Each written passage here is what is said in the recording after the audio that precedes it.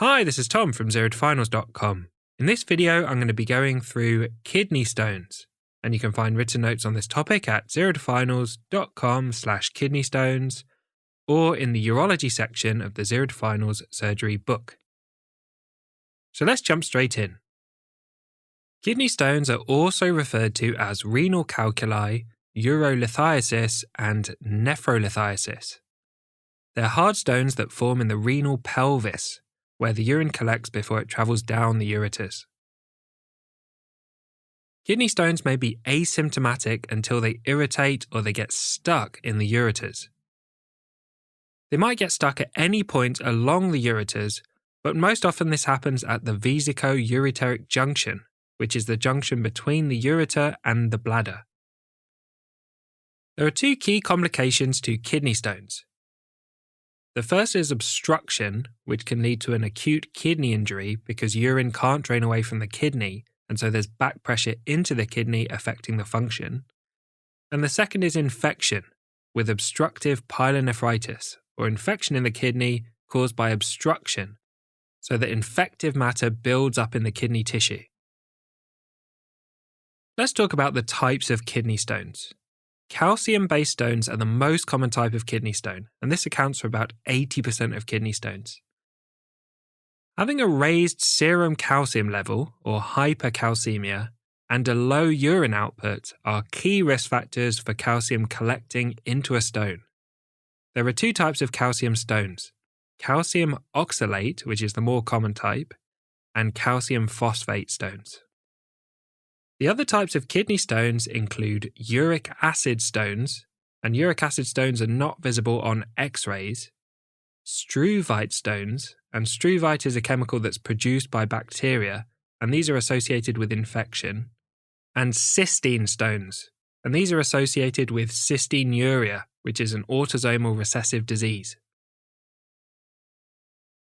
Next, let's talk about staghorn calculus.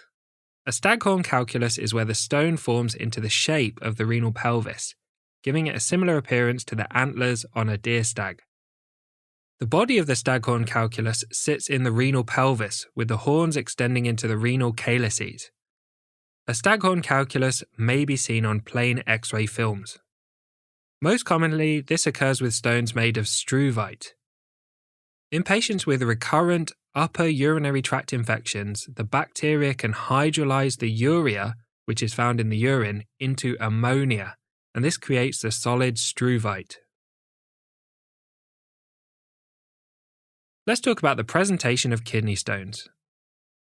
Renal stones may be asymptomatic and never cause any issues. A symptom called renal colic is the presenting complaint in symptomatic kidney stones.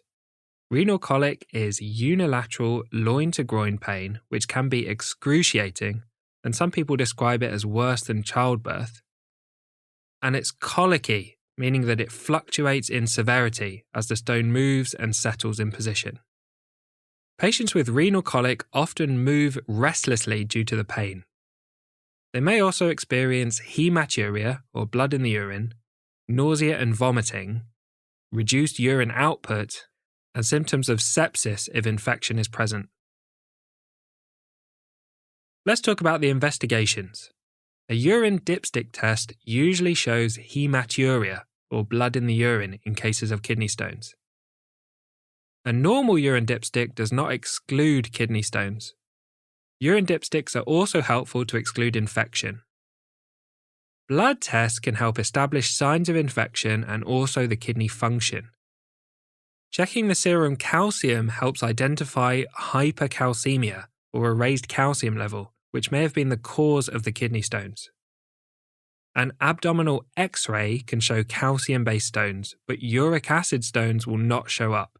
They are radiolucent, meaning that they don't show up on X-rays.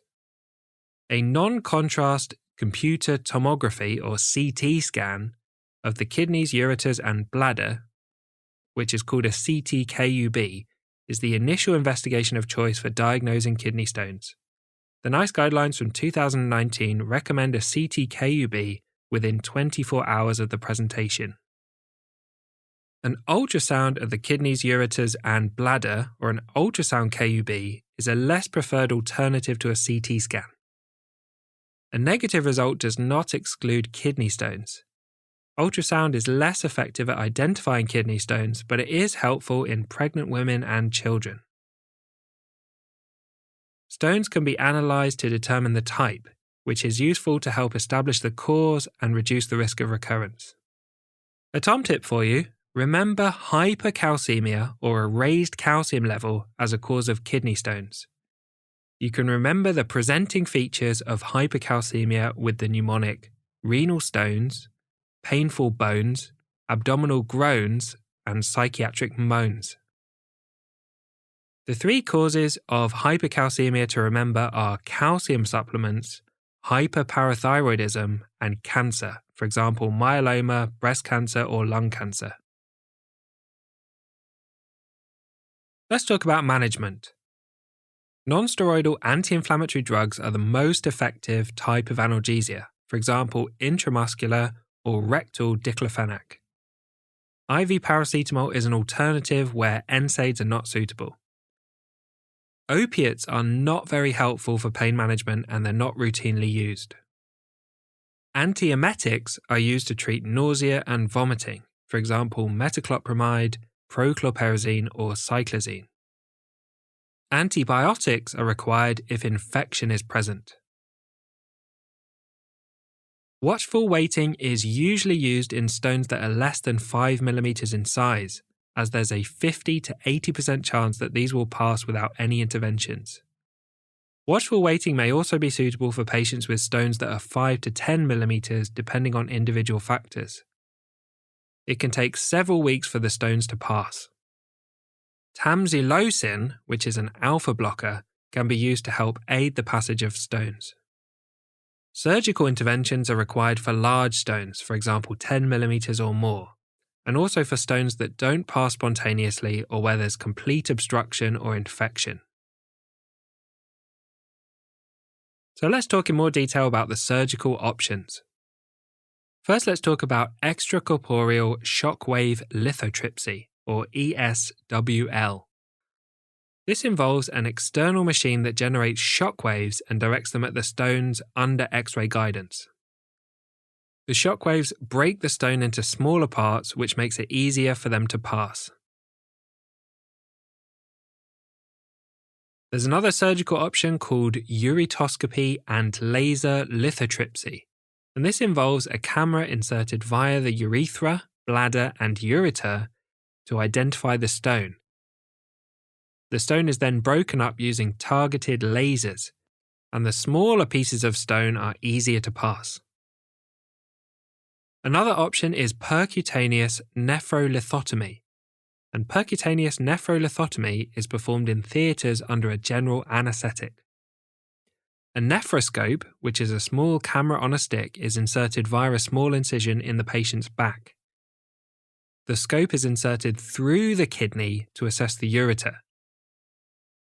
When stones are identified, tools can be used to break the stones into smaller pieces and remove them. A nephrostomy tube may be left in place after the procedure to help drain the kidney. The final surgical option is open surgery. An open surgical procedure can be used to access the kidneys and remove the stones. This is rarely needed as other less invasive methods are usually effective. Finally, let's talk about recurrent kidney stones. One episode of kidney stones predisposes patients to further episodes. The NICE guidelines from 2019 recommend advising patients to increase their oral fluid intake to 2.5 to 3 litres per day, add fresh lemon juice to water, and this is because citric acid binds to urinary calcium, reducing the formation of stones, avoid carbonated drinks, as cola drinks contain phosphoric acid, which promotes calcium oxalate formation and the development of stones, reduce dietary salt intake to less than 6 grams per day, and maintain a normal calcium intake in the diet. Interestingly, a low dietary calcium may increase the risk of kidney stones. Other common recommendations include, for calcium stones, reducing the intake of oxalate-rich foods, for example spinach, beetroot, nuts, rhubarb, and black tea. For uric acid stones, reducing the intake of purine-rich foods, for example kidney, liver, anchovies, sardines, and spinach. And generally limiting the dietary protein intake. There are 2 medications that may be used to reduce the risk of recurrence of kidney stones, and these are potassium citrate, which is used in patients with calcium oxalate stones and a raised urinary calcium, and thiazide diuretics, for example indapamide, and these are also used in patients with calcium oxalate stones and a raised urinary calcium.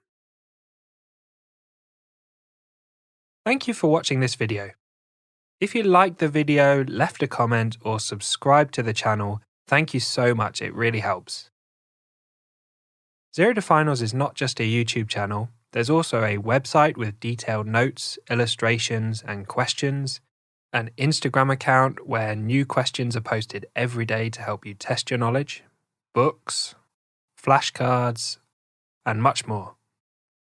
I also have a personal channel where I share my thoughts and tips on learning medicine, and you can find links to everything in the description of this video. See you next time.